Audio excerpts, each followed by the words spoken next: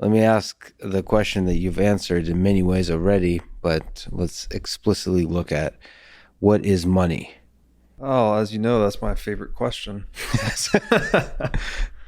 That is the name of the show I just launched, the What is Money show. Um, Clearly, we could say the Bitcoin rabbit hole is what's led me to explore a lot of these ideas in depth. And I think as we've demonstrated today, it goes well beyond just the economic sphere when you start to think about things like exchange and morality and time preference and civilization. So I love the question, what is money? I think it is the key to incepting a deeper understanding of the world into people. That if you actually just start to ask this seemingly simple question, it surfaces more and more layers of truth.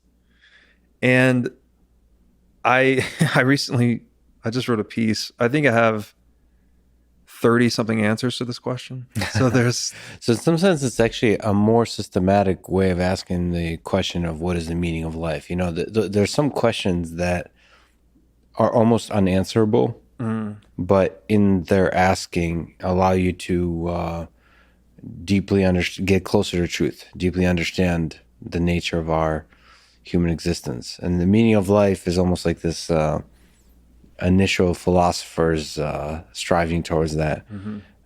If money is indeed as fundamental as you've described, especially in the context of value being fundamental, then that's a more, let's like a 21st century way of asking the same question about what is the meaning of life. You mentioned that it's a meta property. Out of the list of many ways to answer that question, how would you help people to think about that? Yeah, the first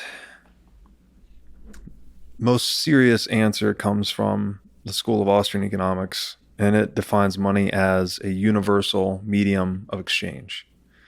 So this would be any good that is held and used purely for purposes of facilitating exchange.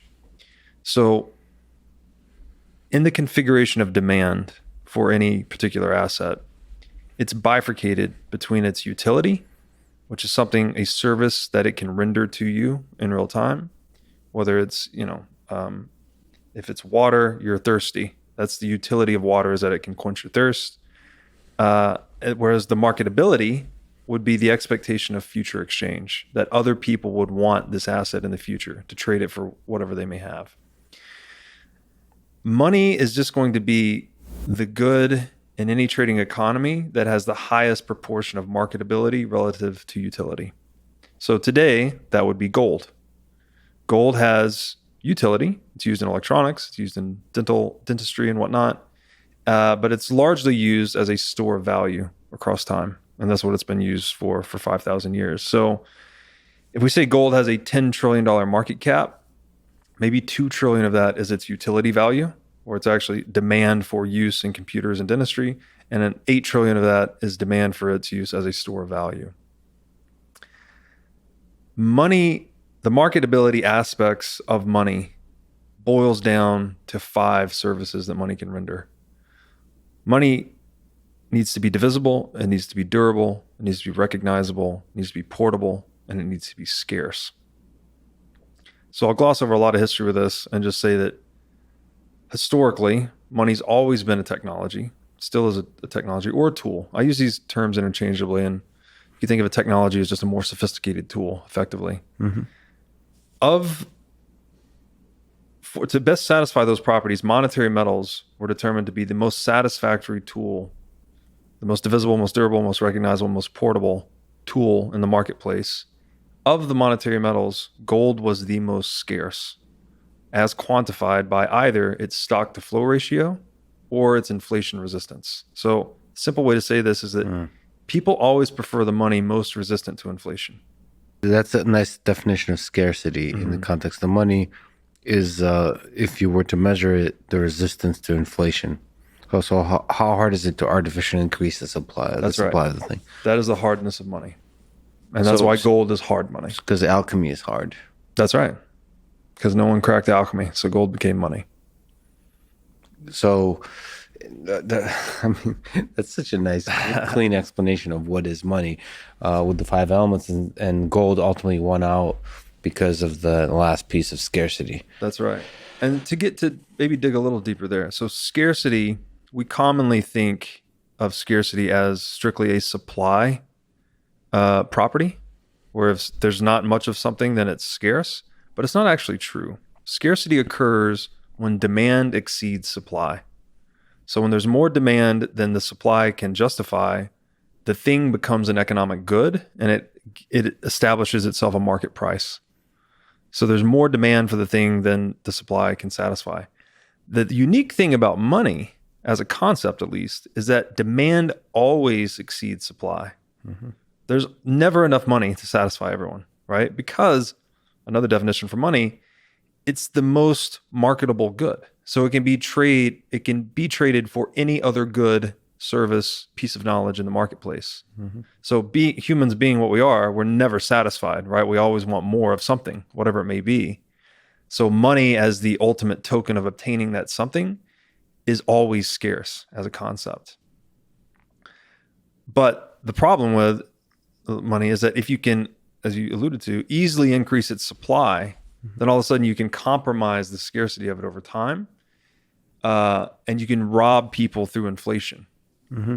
So that's why the market settled on gold as money. And robbing is reallocating the value so essentially, the one property, like why scarcity is important is it adds a lot more friction to the reallocation, like through essentially violence or implied violence. Well, it prevents it through cost of extraction too. So if you want to go out and dilute gold holders today, you have to go out into the world and mine gold. It's a very expensive process. That process tends to find equilibrium where production cost equals the market value of gold. So if market value is $2,000 an ounce today of gold, its production cost is going to be around there. That's the natural market equilibrium. So that way, gold miners cannot just dilute people over time. Whereas if you look at something like fiat currency, we're jumping ahead a little bit, but its production cost is zero. So there's a reason the market value of fiat currency historically has always converged to zero, because its production cost is near zero. So the extension to that question might be, how did we get from gold to paper currency? And again, this is rooted in the properties of money. As good as monetary metals were, and as good as gold is as money at holding value across time, it's rather limited in terms of portability. It is not as useful for moving value across space. This is another definition of money, by the way, a social device for moving value across space and time. Mm-hmm. So to rectify this technological shortcoming of gold, we introduced, first of all, the custody of gold was gradually centralized into fewer and fewer warehousing operations. This is because there are economies of scale associated with using gold as money, and that if you centralize the custody, the warehouse owner can then issue a paper receipt called a warehouse receipt for that gold, and then market participants can trade that paper as if it's good as gold, and everyone has an option at any time to go and redeem real gold from the warehouse. Mm. So that system works, until the problem with it is that it introduces the need to trust the custodian. So it's introducing counterparty risk in the form of the custodian. Mm-hmm. And now, should that warehouse choose to increase the supply of paper notes to gold beyond its supply, so if it's got 3 tons of gold and it issues 6 tons worth of paper receipts, all of a sudden it's participating in a fraud. It's basically lying. It's representing that it has more gold than it actually does. And that is the pathway that we got into banking and central banking, is we needed a convenience mechanism to rectify the portability shortcomings of gold. We needed to be able to move value across space, right? Gold was doing a great job at moving value over time, but not space. Mm-hmm. Paper currency gave us the ability to move value across space, but it introduced this attack vector for warehouse operators, which became banks, which became central banks, to modify the supply to suit their own political agendas. Added the snooze button. That allows you to just do a little fraud. To get something first. for nothing. something just a little bit at first. Yeah. Just this one morning, just a little bit. I mean, I don't know if you can speak to the birth of fiat currency. Is there some interesting characteristics to those early steps that created it? Like, could it have been averted, or is this the natural progression of governments?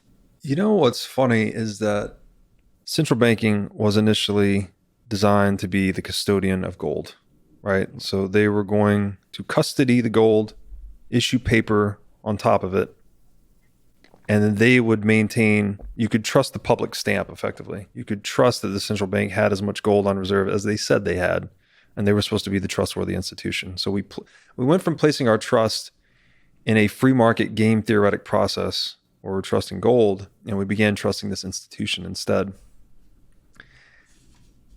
That institution would not have arisen if the portability of gold was really high. If we could have somehow sent gold across a telecommunications channel, there would have been no need for a central bank. Everyone could have custodied their gold in any information-bearing medium, frankly, and they could beam it around the world at any time. So this whole institution itself is rooted in a technological shortcoming of gold. So I think it's another way to think about that is maybe had there been all the gold in the world today fills 2 Olympic-sized swimming pools. All the gold mined throughout all of human history. So there's not a lot, right? Wow. Mm-hmm. What if there had been just like way more? There'd just been, I don't know, 20,000 Olympic swimming pools worth. Portability wouldn't have been as much of an issue, right? We could have, and this is to say, assuming gold was still the most scarce metal and all these things, portability would have been less of an issue. We would have had less dependence or need for a central bank. So I think it's kind of idiosyncratic in that we just happened to end up here on this planet with a certain amount of gold. It best satisfied the properties of money.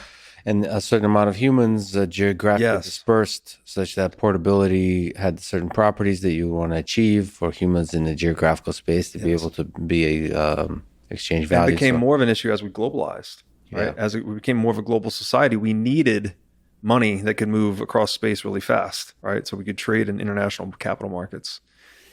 So that drove the central bank to become the dominant institution of the world. And if you follow the flows of gold throughout history, you know, I've been watching this documentary on World War I and World War II on Netflix. I think it's called World War II in Color. Oh, yeah. This is really good. It's so good.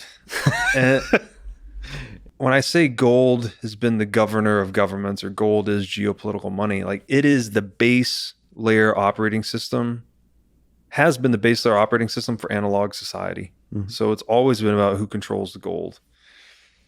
Is who makes the rules.